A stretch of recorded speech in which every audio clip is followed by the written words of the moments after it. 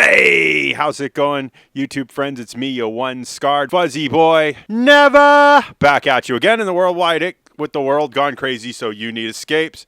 My show is here for you. Yes, the only show with lemon-scented limes, lest I forget, and the only show with the supernatural, super awesome third eye. You know what? Laugh! If you did, thank you. It's Wednesday again, my friends. I want to thank you all for being my YouTube friends and clicking that subscribe button and that little bell icon. And keep on clicking it till it works, because sometimes it works and sometimes it doesn't. But thank you for coming and finding me. I love your comments, and I miss them when they're not there. But you didn't come here to listen to me talk about YouTube stuff. You came here for movie reviews, so let's get into it, shall we?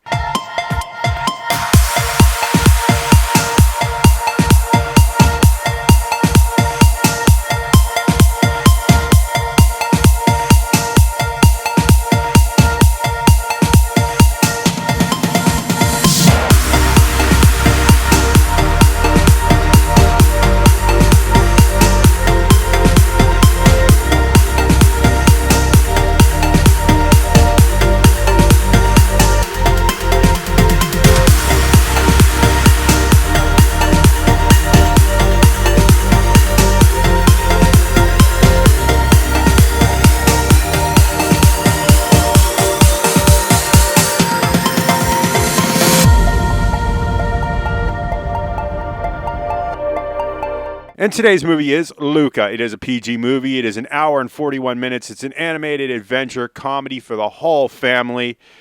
I love it. Italiano, yay. Enrico Casarola, who's been on so many films that I would be just reading a list, and you don't need to read that. And he co-wrote on this with Jesse Andrews, Simon Stephan, and Mike Jones, who are the minds behind Patting a Bear 2 and Soul. So you've got great writers here. Jacob Tremblay, Jack Dylan Grazer, Emma Berman. There's so many more great names on this thing. People who you know and love. And I wish I could read them all, but you know, it's time and tide, and we got to do what we got to do and move on. Our production companies were Pixar Animation Studios, Walt Disney Pictures, our distributor here in the good old United States of America. God bless America, land that I love. What was Walt Disney Studios Motion Pictures? And Disney Plus, because you had to watch this on VOD. There's no special effects, and everything else is just music and logos and things like that. And yeah, I don't need to read that stuff. So, my thoughts on the film. I'm going to gush on this. It's a wonderful film, but it's simplistic. I feel little kids are going to really connect with this because it's so beautifully simplistic, and it's wonderful. I think a lot of the stuff that people are putting this down for being simplistic is that pokey little puppy, you know, the wheels on the bus go round and round stuff that you need to make a film of this quality. And the art style is interesting, but not over the top. And the characters are so multidimensional. And my biggest complaint is on this film, the protagonist looks a little like Gargamel. And, I mean, there's a family resemblance here. This could be son of Gargamel. It's beautiful. It's cute. And, oh my gosh, for an hour and 41 minutes, this is something that I want to watch again. It does not feel like an hour and 41 minutes at all.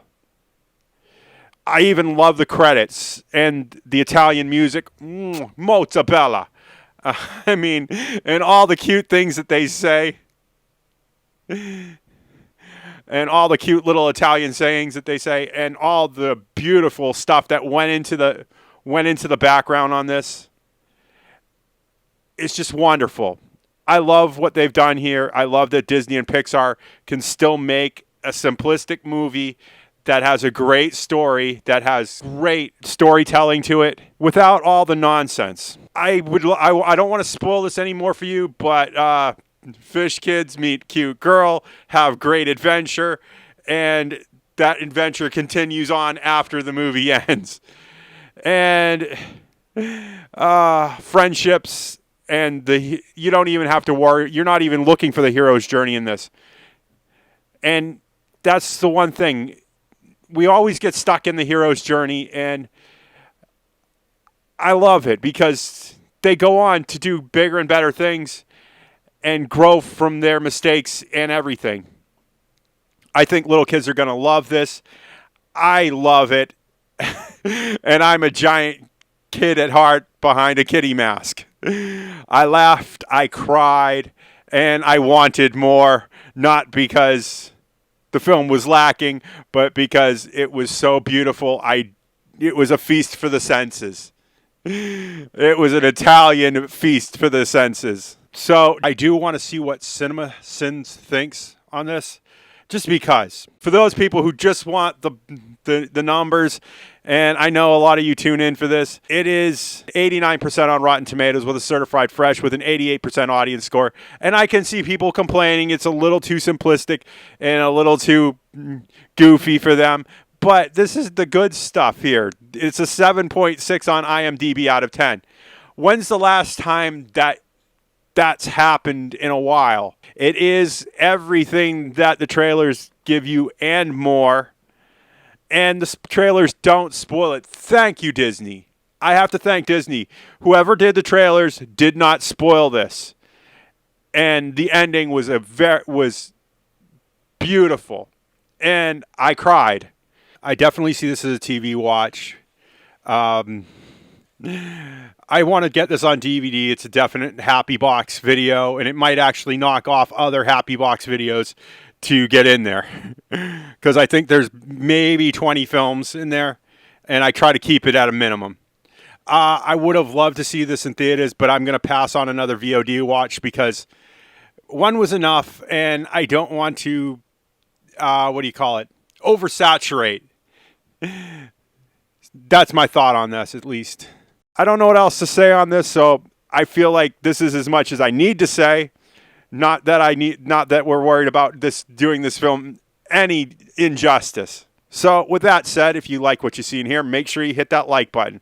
Likes and views are how YouTube works now. It's not the way I like it, it's just the way it is. And remember, all comments are 100% guaranteed response. Do I need to go even further into a spiel? You know what to do. Hit me up. I miss your comments when they're not there. And you know I have to ask. I have an Amazon. I have a Patreon. It is not without your support that keeps this channel afloat. Thank you so much for your donations and supporting my American dream. And with all that said, for a final time, if you want to see more of this nonsense, hit that subscribe button and that little bell icon. Ring-a-ding-ding. And I will see you all in the next movie review. Bye!